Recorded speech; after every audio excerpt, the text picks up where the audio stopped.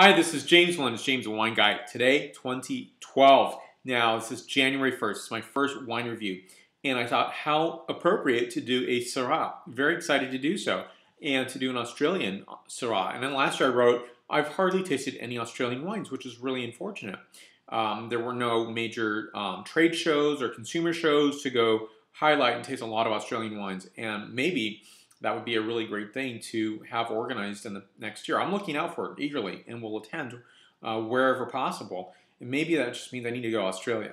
But I think that, first of all, Syrah is amazing. And it's a varietal that just has not had a lot of respect recently. And there's no good reason for that. Sure, it's been eclipsed by maybe a popular film that highlighted Pinot Noir. Maybe that the Malbec came into play and it was a really inexpensive varietal and has those heavy tannins that people enjoy. And I think that this is one of these wine varietals that is very pleasing. I mean, look at this wine. It's absolutely gorgeous. It's dark. It's almost a dark red, blackish wine. And when I think of, just excited to have this wine, this is Rosemont's Balmoral Syrah 2001, 15% alcohol content, McLaren Vale. And, of course, it's a very familiar region for Syrah. And so this is a wine that I think is really nice. And what I did was I went online and I did a search. And online I found that the Syrah, and like this example here, Rosemonts were on sale wherever I saw them. And that's unfortunate. And I think that's partly due to the fact, not because the quality wine isn't there. It definitely is there. It's a stellar wine. I'll talk more about the wine. But it's just that, it's had a hard time getting traction again. And I think for me, it's an appropriate place to start because, again, I mentioned not enough Australian wines to taste. And secondly, Syrah needs to, bump up and really gain that traction that it should. Now, this is one of the few wines, and I'll just bring it a little closer so you can see it, Syrah. That's very unusual for Australia, where it's most commonly called and known as Shiraz. It's, of course, everybody in Australia does know it's Syrah. But it's probably 99.9% are Shiraz, and this is a Syrah.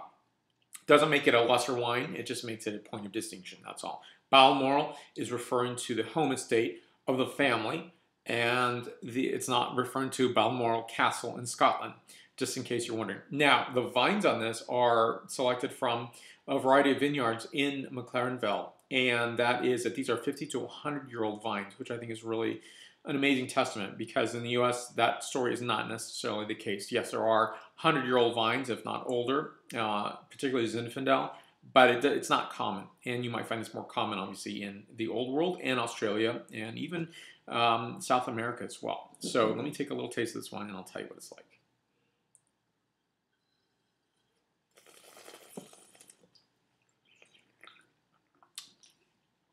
Gorgeous wine, supple tannins. Luxuriant tannins, as I like to call them.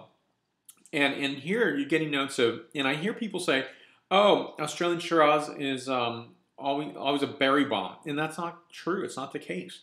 When you delve into and find some really well-crafted, and there are many out there, Australian Shiraz, it's really getting to the fine point and the art of what Syrah Shiraz is all about. I think this wine is absolutely just really beautiful. It's notes of toasted blueberry, getting notes of acai, which I think is a really nice uptake in terms of spice. I think that the notes of cardamom, a little bit of cinnamon, lots of chocolate, really help to create a creature that's different. And I think some herbaceous notes as well, a little bit of lavender and eucalyptus. Fantastic wine. This is a 9.2. By the way, the 15.0% alcohol content is not really a factor here. It's not, of course, you probably have a glass and you're done, maybe a glass and a half. However, I think Syrah and Zinfandel are really good at handling their alcohol, unlike a lot of other varietals. When at a certain peak and point, they are just too much. You can't just consume them because the heat takes over and it's masking all the flavor profiles, but not in the Syrah or Shiraz. For more reviews, and this, again, 9.2 out of a 10.0 scale. For more reviews, please go to jamesthewineguy.com. Please subscribe to my videos on YouTube, Facebook, Twitter, Vimeo, and Google+. And Feliz Año Nuevo, Happy New Year, and Salud.